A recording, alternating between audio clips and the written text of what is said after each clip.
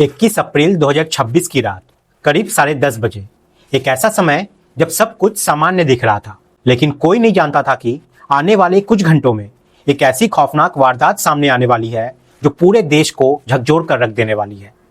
राजस्थान के अलवर जिले के राजगढ़ थाना क्षेत्र के छोटे से गांव कुंडरोली का रहने वाला 19 साल का राहुल मीना उस रात एक शादी समारोह में शामिल हुआ था। चारों तरफ खुशियों का माहौल था, लेकिन राहुल के दिमाग में कुछ और ही चल रहा था। खाना खाने के बाद उसने अपने दोस्त से घर चलने की बात कही, लेकिन दोस्त ने साफ मना कर दिया और कहा कि वे अपनी मां के साथ बाद में जाएगा। अब राहुल यहां से अकेले ही निकल पड़ता है, लेकिन वो अपनी घर जाने की बजाय वो दूसरी जगह जाने को सोचता है और उसका ये जो फैसला था वो आगे चलकर कई जिंदगियां बर्बाद कर देने वाला था। शादी से निकलने के बाद राहुल सीधा अपने उसी दोस्त के घर पहुंच गया। उसने दरवाजे की घंटी बजाई और जैसे ही दरवाजा खुला, सामने दोस्त की पत्नी खड़ी थी।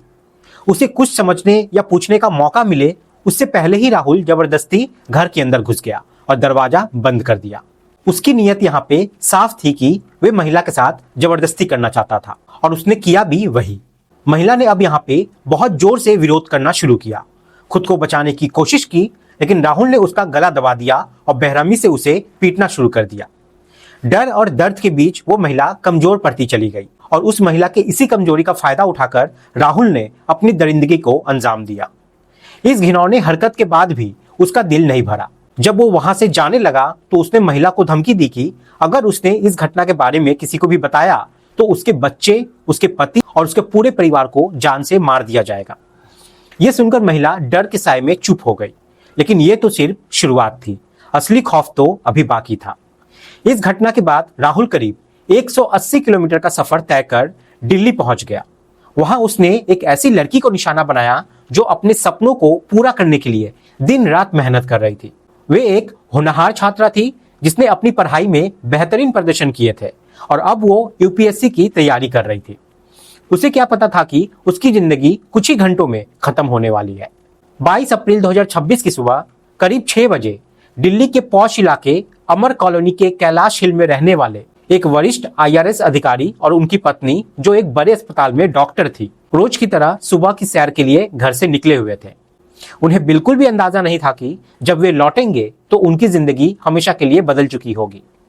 करीब 8 बजे जब दोनों घर वापस पहुंचे तो जैसे ही उन्होंने अंदर कदम रखा, उनके पैरों तले जमीन खिसक गई। उनकी 22 साल की बेटी फर्श पे पड़ी हुई थी और उसके आसपास खून फैला हुआ था। यह दृश्य इतना डरावना था कि दोनों कुछ पल के लिए कुछ समझ ही नहीं पाए कि आखिर हुआ क्या है। वे घबराकर अपनी बेटी को उठाने लगे, उसे आवाज देने लगे, लेकिन कोई जवाब नहीं मिला। मां ने तुरंत उसकी नब्ज चेक करने की कोशिश की। शरीर अभी गर्म था, जिससे एक उम्मीद जागी कि शायद वो जिंदा हो। बिना समय गवाए वो उसे तुरंत अस्पताल लेकर पहुंची।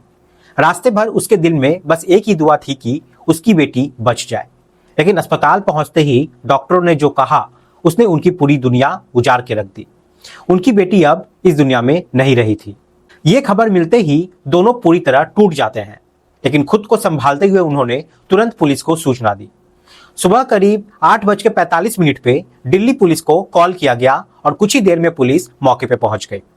जांच शुरू हुई, लेकिन सबसे बड़ा सवाल यही था कि आखिर इतनी सुरक्षा के बावजूद कोई घर के अंदर कैसे घुस सकता है। घर हाई सिक्योरिटी सिस्टम से लैस था, दरवाजे फिंगरप्रिंट और कोड से खुलते थे और चारों तरफ सीसीटीवी कैमरा लगे हुए थे। पुलिस ने तुरंत यहाँ पे 100 से ज्यादा सीसीटीवी कैमरे की फुटेज खंगालनी शुरू की। तभी एक ऐसा चेहरा सामने आया जिसने पूरे जांच की दिशा बदल दी, और वो था राहुल मीना। वही राहुल जो कुछ समय पहले इस घर में नौकर के रूप में काम कर चुका था। फुटेज में साफ दिखाई दिया कि राहुल सुबह 6:39 पर घर में दाखिल होता है और करीब 7:30 बजे बाहर निकलता है, यानी करीब 41 मिनट तक वो घर के अंदर मौजूद रहा। लेकिन इस दौरान एक और चौंकाने वाली बात सामने आई कि जब वो घर में घुसा था तब उसके कपड़े अलग थे और जब वो बाहर निकला तब उसके कपड़े बदले गए थे और साथ में उसके पास एक बैग भी था जो कि पहले नहीं था। अब शक पूरी तरह यकीन में बदल चुका था। परिवार ने पुलिस को बताया कि राहुल करीब 8 महीने तक उनके यहाँ पे काम कर चुका था, लेकिन 1.5 महीने पहले उसे नौकरी से निकाल दिया गया था। उसकी आदतें खराब हो चुकी थी। वे पैसे में गड़बड़ी करता था, उधार लेता था और मोबाइल गेमिंग का आदी हो चुका था। उसने आसपास के कई लोगों से लाखों रुपए उधार भी ले रखे थे। जब उसकी हरकतें हद पार करने लगी तो उसे घर से निकाल दिया गया।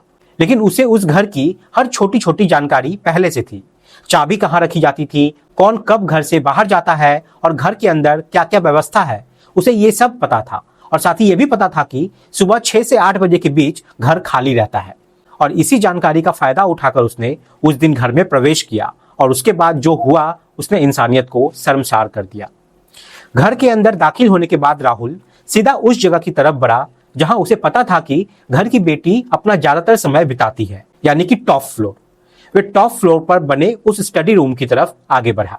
यही वो कमरा था जहां आईआरएस अधिकारी की बेटी घंटों बैठकर अपने सपनों को आकार देती थी, किताबों में डूबी रहती थी और एक बेहतर भविष्य की तैयारी कर रही थी। लेकिन उस सुबह वही कमरा उसकी जिंदगी का आखिरी ठिकाना बन गया। राहुल ने बिना समय गवाए दरवाजा खोला और अंदर प्रवेश कर गया।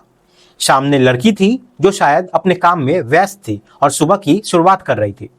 अचानक उसे सामने देखकर वो घबरा गई। राहुल ने तुरंत उससे पैसे की मांग करनी शुरू कर दी। उसने सख्त लहजे में कहा कि उसे पैसे चाहिए, लेकिन लड़की ने यहाँ पे विरोध किया। गुस्से और घबराहट में राहुल ने पास में रखा एक लैपटॉप उठाया और पूरी ताकत से लड़की के सिर पर वार कर दिया। पहला वार इतना जोरदार था कि वे लड़खड़ा गई, लेकिन राहुल यही नहीं रुका। उसने लगातार कई वार किए, जिससे उसके चेहरे और सीने पर भी गंभीर चोटें आई। कुछ ही पलों में वो लड़की बेहोश होकर जमीन पर गिर गई। अब कमरे में चारों तरफ सन्नाटा छा गया था और उस सन्नाटे के बीच राहुल की दरिंदगी अपने चरम पर पहुंच गई। उसने बेहोश पड़ी उस लड़की के साथ घिनौनी हरकत की और इंसानियत को शर्मसार कर देने वाली ये घटना उस घर की दीवारों में हमेशा के लिए कैद हो गई। लेकिन इसके बाद भी उसने उसे जिंदा नहीं छोड़ा। उसे डर था कि अगर लड़की होश में आ गई तो वह उसकी पहचान बता देगी। इसी डर के चलते उसने एक और खौफनाक कदम उठाया। कमरे में मौजूद चार्जर की केबल उठाई और उससे उसने उस लड़की का गला दबा दिया। कुछ ही पलों में उस लड़की की सांसें थम गई। अब राहुल का अगला मकसद था लूट करना। उसे पता था कि घर में पैसे और कीमती सामान कहाँ रखे जाते हैं। वे लड़की के शव को घसीटते हुए नीचे की मंजिल पर ले गया, क्योंकि उसे लॉकर तक पहुंचना था। लेकिन यहाँ उसकी योजना पूरी तरह सफल नहीं हो पाई, क्योंकि जो लॉकर था वो फिंगरप्रिंट से खुलता था। इसके बावजूद भी राहुल ने हार नहीं मानी। उसने घर में इधर उधर तलाश करना शुरू किया और उसे करीब 2.5 से 3 लाख रुपए नगद और कुछ जेवर मिल गए। भागने से पहले उसने एक और चाल चली। उसने अपने कपड़े बदल लिए।